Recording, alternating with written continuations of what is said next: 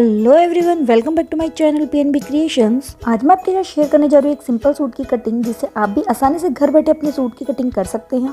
Stitching से related और videos को देखने के लिए मेरे चैनल को सब्सक्राइब करें और बेल आइकन को प्रेस करना ना भूलें। तो यहाँ मैंने लिया है मार्केट से लाए हुए एम्ब्रॉयडर्ड सूट का फ्रंट पार्ट, जिसे मैंने नेक एम्ब्रॉयडरी के मिड में से फोल्ड कर इस तरह से बिछा लिया है। अब हम इसमें ऊपर की तरफ 7 इंच पर शोल्डर मार्क करेंगे, जिसे हम तीरा भी कहते हैं। स्टार्टिंग से लेके शोल्डर की मार्किंग तक हम इस तरह से एक सीधी लाइन ड्रॉ कर लेंगे। इसके बाद हम शोल्डर लाइन से थोड़ा नीचे 7 इंच पर एक और मार्क लगा लेंगे, ताकि हमारी आर्म होल की लाइन स्ट्रेट रहे, वो कम या ज्यादा चौड़ी ना हो। अब हम शोल्डर लाइन के पॉइंट से नीचे की तरफ इंस्टेप रखते हुए 7.5 इंच पर आर्म होल की मार्किंग कर लेंगे और फिर उन दोनों मार्क को जोड़कर एक स्ट्रेट लाइन ड्रॉ कर लेंगे। अब हम आर्म होल के पॉइंट से आगे की ओर अपना चेस्ट साइज मार्क करेंगे, जिसके लिए हम अपनी चेस्ट साइज का 4th पार्ट लेंगे और उसमें ½ इंच प्लस करेंगे। तो यहाँ मेरा चेस्ट साइज है 38 इंच, जिसका 4th पार्ट हुआ 9.5 इंच, उसमें ½ इंच प्लस करके 10 इंच पर हम मार्क कर लेंगे और आर्म होल के मार्क से इस मार्क तक इस तरह से एक सीधी लाइन ड्रॉ कर लेंगे। अब हम शोल्डर लाइन से 15 इंच नीचे एक मार्क ड्रॉ करेंगे, जहाँ पे हम अपने वेस्ट साइज की मार्किंग करेंगे। वेस्ट साइज मार्क करने के लिए हम अपने कमर के साइज का 4th पार्ट और उसमें ½ इंच प्लस करेंगे। तो यहाँ मेरी कमर का साइज है 34 इंच, जिसका 4th पार्ट हुआ 8.5 इंच, उसमें ½ इंच प्लस कर हम 9 इंच पर मार्क करेंगे। अब हम चेस्ट और वेस्ट साइज के मार्क तक एक लाइन ड्रॉ कर लेंगे। इसके बाद हम अपने आर्म होल लाइन से नीचे की ओर 15 इंच पर एक मार्क ड्रॉ करेंगे, जहां हम अपने हिप साइज की मार्किंग करेंगे। हिप साइज की मार्किंग करने के लिए भी हम सेम तरीके से हिप साइज का 4th पार्ट प्लस उसमें ½ इंच प्लस करेंगे। तो यहाँ मेरी हिप साइज है 40 इंच, जिसका 4th पार्ट हुआ 10 इंच, उसमें ½ इंच प्लस करके हम 10.5 इंच पर मार्क कर लेंगे और हिप साइज की मार्किंग और वेस्ट साइज की मार्किंग को जोड़ते हुए एक लाइन ड्रॉ कर लेंगे।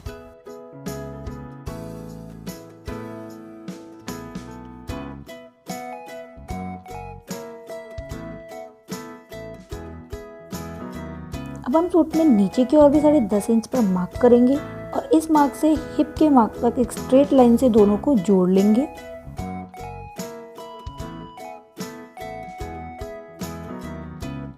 अब हम शोल्डर लाइन को शेप देने के लिए शोल्डर लाइन से नीचे की ओर ½ इंच पर एक मार्क लगाएंगे। फिर स्टार्टिंग पॉइंट से इस मार्क तक एक लाइन ड्रॉ करते हुए दोनों को मिला लेंगे। अब हम आर्म होल के पॉइंट से इस टिप को इस तरह से तिरछा रखते हुए 1 इंच पर एक मार्क लगाएंगे और इस मार्क पर आर्म होल को सर्कुलर शेप दे देंगे।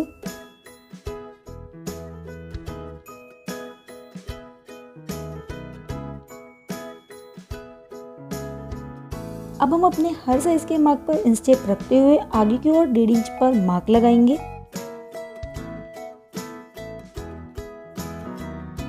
और फिर इन मार्क को इस तरह से जोड़ लेंगे, जो कि हमारा सिलाई के बाद बचा हुआ एक्स्ट्रा फैब्रिक होगा।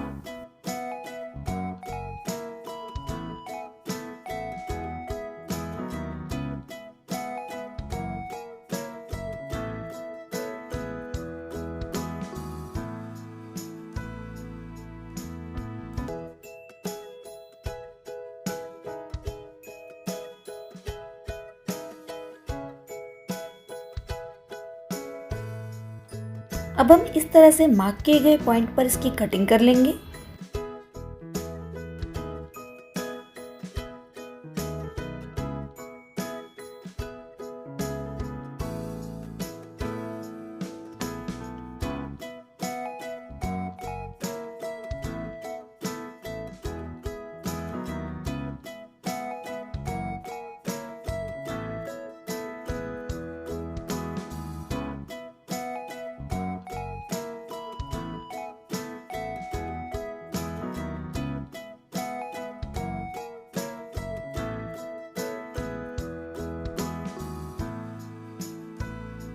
यहाँ हमारे फ्रंट पार्ट की कटिंग कंप्लीट हो चुकी है।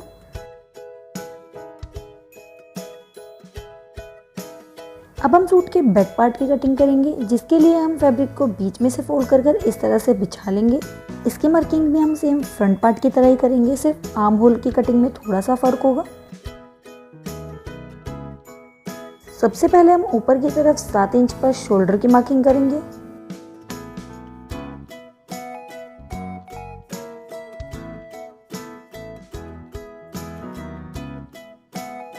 इसके बाद शोल्डर की मार्किंग से नीचे की ओर 7.5 इंच पर हम आर्म होल की मार्किंग करेंगे।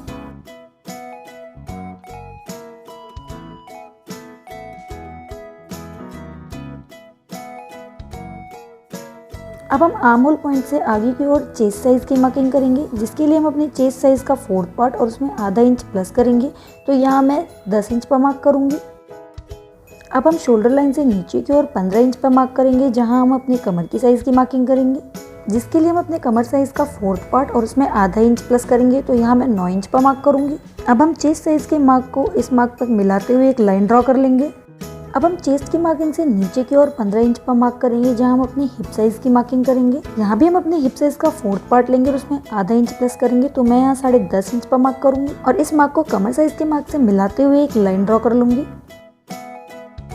अब हम हिप साइज के बराबर ही 10.5 इंच पर नीचे की ओर भी मार्किंग कर लेंगे और उस मार्क को हिप साइज के मार्क से मिलाते हुए एक सीधी लाइन ड्रॉ कर लेंगे।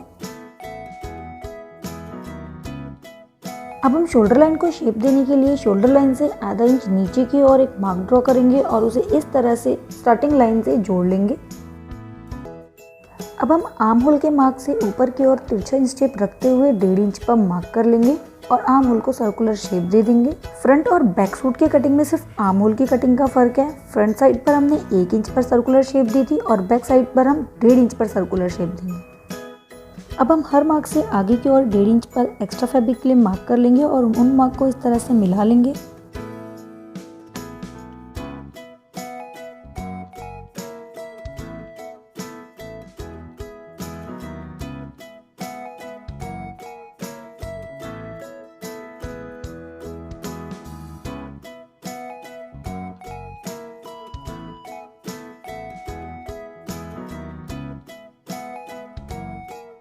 अब हम लगाए हुए मार्क पर इस तरह से सूट की कटिंग कर लेंगे।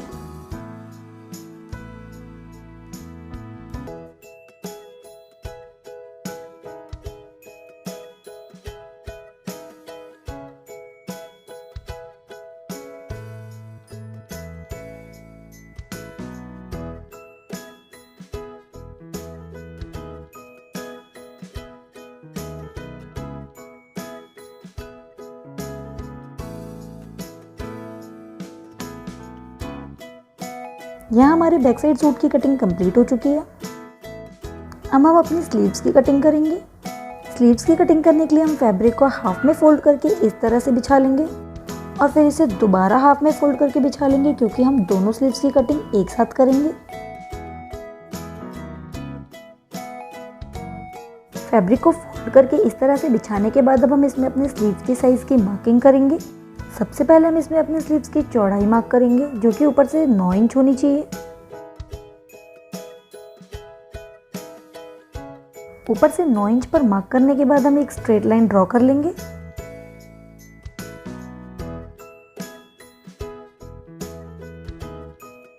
इसके बाद हम ऊपर वाले मार्क से अपने स्लीव्स की लेंथ मार्क कर लेंगे, जिसमें हम ओवरऑल लेंथ में 2 इंच प्लस करेंगे, 1.5 इंच नीचे मोड़ने के लिए और आधे इंच ऊपर सिलाई के लिए। अब इस पॉइंट से हम अपने स्लीव्स की मोहरी की चौड़ाई मार्क कर लेंगे, जिसके लिए हम अपने मोहरी के साइज़ का हाफ पार्ट और उसमें आधा इंच प्लस कर लेंगे। तो यहाँ मेरी मोहरी के साइज़ का हाफ पार्ट है 5 इंच, उसमें आधा इंच प्लस करके 5.5 इंच पर मैं मार्क कर लूँगी और इस पॉइंट से 1.5 इंच आगे की ओर मार्क कर लेंगे, जो कि सिलाई के बाद एक्स्ट्रा फैब्रिक के लिए होगा।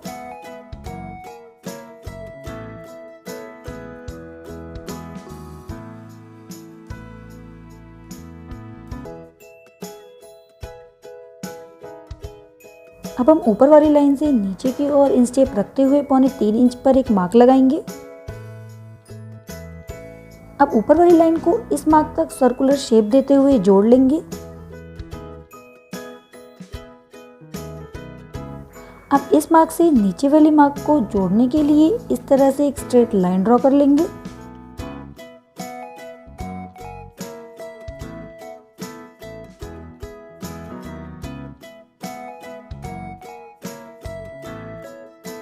अब ऊपर वाली सर्कुलर लाइन से आधा या 1.25 इंच नीचे की ओर एक और सर्कुलर लाइन इस तरह से ड्रॉ कर लेंगे।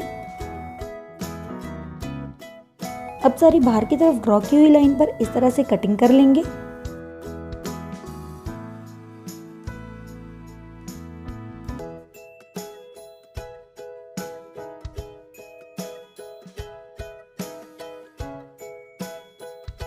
बाहर की तरफ लाइन पे कटिंग करने के बाद स्लीव्स को इस तरह से खोल लेंगे। अब स्लीव्स को खोलने के बाद नीचे की तरफ ड्रॉ की हुई दूसरी सर्कुलर लाइन पर इस तरह से इसकी कटिंग कर लेंगे।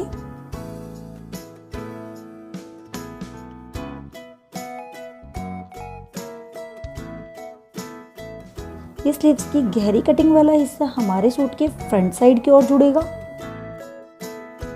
यहाँ हमारे सूट के फ्रंट, बैक और स्लीव्स की कटिंग कंप्लीट हो चुकी है।